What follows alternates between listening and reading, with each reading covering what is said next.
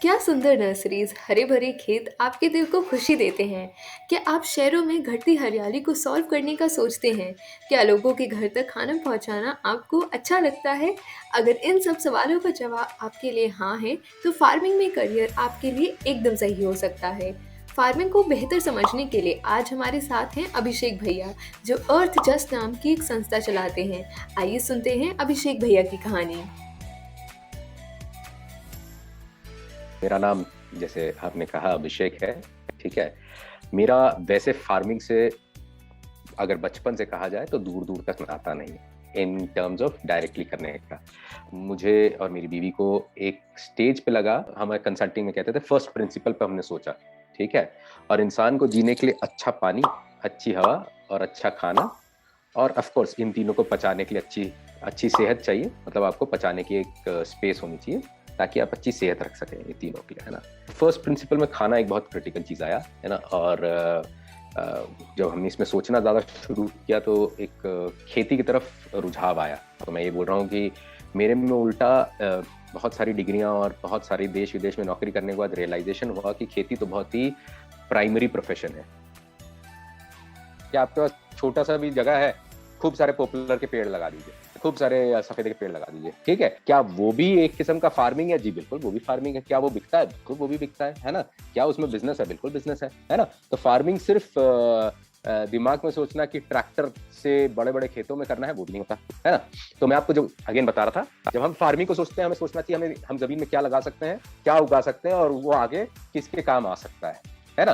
तो agriculture, horticulture, agro forestry, अभी मैं सिंपल इन तीनों पे रोक। तो आप जब जमीन में कुछ लगा रहे हैं और कुछ उगा रहे हैं, ठीक है, तो क्या लगा रहे हैं, क्या उगा रहे हैं, उससे उस एरिया का फार्मिंग को बहुत चीजों में बांट दिया जाता है। जब सीरियल्स लगा रहे हैं, जैसे गेहूं, धान, आपने दाल लगाई, है ना, या आपने सब्जियां उगाई, ठीक है, तो उसको आप एग्रीकल्चर ज्यादातर कन्वेंशनली माना जाता है। आप फल लगाते हैं, फूल लगाते हैं, तो उसको हॉर्टिकल्चर बोला जाता है, ठीक है। और आप फल लगा के या फूल लगा के बेचा जा सकता है। बस दिल्ली वाले हैं तो दिल्ली वाले बच्चे तो ये देखेंगे कि हर मंदिर में, हर शादी में, हर फंक्शन में फूल का बहुत महत्व होता है।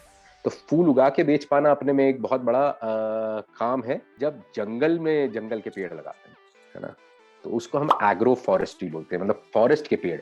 या बस से जाते हुए देखते होंगे कि भाई खेत है, खेत के बीच में बहुत सारे पेड़ लगे हुए हैं, है ना, लंबे लंबे। और फिर आप यमुना नगर चले जाएं या दिल्ली के किसी एरिया में चले जाएं, देखेंगे वो पेड़ कट के वहां से पेपर बन रहा है, उससे प्लाईबोर्ड बन रहा है, ठीक है। या फिर शादियों में जो पंडाल लग रहे हैं, पंडाल में जो बल्लियां लग रही हैं, सफेदे की होती है या पोपलर की होती है, तो आप जंगली पेड़ भी उगाते हैं और वो भी बिकता है। जो जमीन में लगाने से तोड़ने तक का प्रोसेस है, उसमें बहुत इनपुट यूज होते हैं, बहुत इनपुट यूज होते हैं, है ना। और ये सारे फार्मिंग सपोर्टिंग एक्टिविटीज होते हैं। सबसे ज्यादा जो बड़े बीज बेचने वाले हैं, है ना, वो शायद दिल्ली में बैठे हैं, बड़े बड़े व्यापारी, है ना। बीज को बेचने के लिए जमीन तैयार करने के जो सारे सबसे बड़ा एग्रो इक्विपमेंट्स जिसे कहेंगे, है ना, उसके बहुत बड़े बड़े प्लेयर्स जो हैं असली में दिल्ली में बैठे हुए हैं, ठीक है। अब ये सारे नहीं होंगे तो खेती नहीं हो सकती, ठीक है। तो आपने अगर खेती के बारे में जानना है और समझना है, तो आप जब खेती के बारे में समझ जाएंगे तो शायद इनको बेचने में भी आप तत्पर हो सकते हैं। बीज के प्रोटेक्शन के लिए चीजें बनती हैं और बीज को खाद देने की चीजें बनती हैं, ठीक है। फिर उसके बाद आप इरिगेशन के लिए बनाते हैं, ड्रिप इरिगेशन सिस्टम बनता है, ठीक है। सोलन में रहता हूँ और हिमाचल में रहता हूँ और यहाँ एप्पल उगता है, और एप्पल को सपोर्ट करने के लिए आजकल इतना बड़ा बिजनेस है एल्यूमिनियम का, लोहे के तारों का, उसके ऊपर नेट लगता है ताकि ओला वृष्टि हो तो ओला एप्पल को दागी ना कर दे, है ना। वो बहुत बड़ा अपना में बिजनेस है। तो एपीकल्चर अपने में एक एरिया है जिसे हम बोलते हैं कि आप मधुमक्खी के पालन कर रहे हैं ताकि आपका फार्मिंग इंप्रूव हो, साथ में आप मधु भी निकाल रहे हैं, और मधु के बाद जो वो बचता है वो भी अपने में एक जिसे कहते हैं बीज वैक्स, बहुत जबरदस्त काम में आता है। आपका सबसे महंगा अगर आप फेस लोशंस देखेंगे या क्रीम्स देखेंगे, उसमें बीज वैक्स होता है ना। तो वो भी बिकता है और बेचा जा सकता है, या आप बना सकते हैं। तो तालाब बनाने का अपना एक काम और साइंस होता है,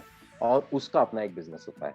तालाब के अंदर मच्छी पालन की है, मच्छी पालन अपने में एक एरिया है। सही गाय पालन, एनिमल हस्बेंड्री अपने में एक बहुत बड़ा एरिया है जो फार्मिंग को बहुत ज्यादा कंट्रीब्यूट करता है। तो गाय का जो गोबर है या गाय गौमूत्र है उससे बहुत सारी चीजें बनती है, और आज की तारीख में देश में पुश भी हो रहा है ऑर्गेनिक नेचुरल फार्मिंग की तरफ। घर में खेती है, दिल्ली में ही छोटा सा स्पेस है जहाँ पे आप कर सकते हैं, या गांव में आप रहते हैं, जाते हैं गर्मियों में या सर्दियों की छुट्टी में, तो सबसे पहले आप वहां पे अपना धड़ यूज करिए, ठीक है। और मैंने इग्नोउ से, क्योंकि मैं सोलन में रहता था और मैं किसी कॉलेज में नहीं जा सकता था, मैं 40 साल का हो भी गया था, है ना।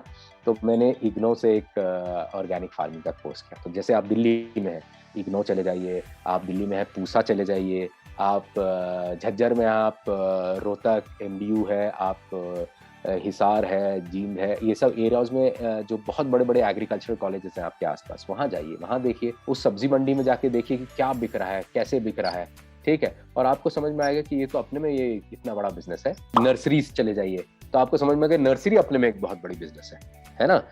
दिल्ली में अगर 50 लाख घर है और हर घर में अगर 4 गमले हैं, तो आप सोचिए कि वो नर्सरी से ही कहीं ना कहीं पौधा आया है। कोई भी बिजनेस, इसलिए मैं बोलूंगा कि वो आपकी कॉम्पिटेंसी पे होगा कोई भी काम, कि आप उसमें पैसा बना पा रहे हैं कि नहीं बना पा रहे हैं। उसका एक एब्सोल्यूट आंसर मेरे ख्याल से देना गलत होगा।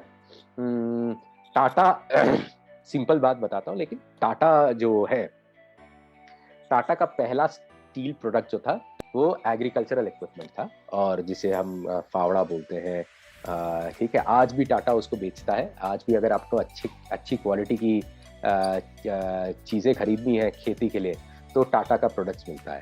और आप अगर उसको 150 साल 125 साल पहले जाएंगे, तो टाटा ने पहला मैन्युफैक्चरिंग जो चीज़ें शुरू की थी, वो की थी। आज आप जानते हैं कि टाटा किस स्केल पे है उसको बेच बेच के, ठीक है। तो वो आपकी स्मार्टनेस पे है, और वो आज भी 125 साल बाद वो चीजें आज भी बेच रहा है लोहे की, है ना। यहीं आपकी शायद पढ़ाई काम आए, यहीं आपको सोचना काम आएगा, क्योंकि वो आप शायद उतनी चीजों पे एक्सपोज किए गए हैं। Science, chemistry, biology, physics, mathematics, ये सारी चीजें खेती में यूज होती हैं। आप कितने अच्छे से उसको खेती में यूज कर पा रहे हैं, देयरफॉर कितना उसमें से निकाल पा रहे हैं, वही आपको शायद वही पढ़ाई का वो स्ट्रेंथ आप फार्मिंग में ला सकते हैं। और अगर आप ठीक से लाते हैं, तो आप श्योर आप अच्छा कमा सकते हैं।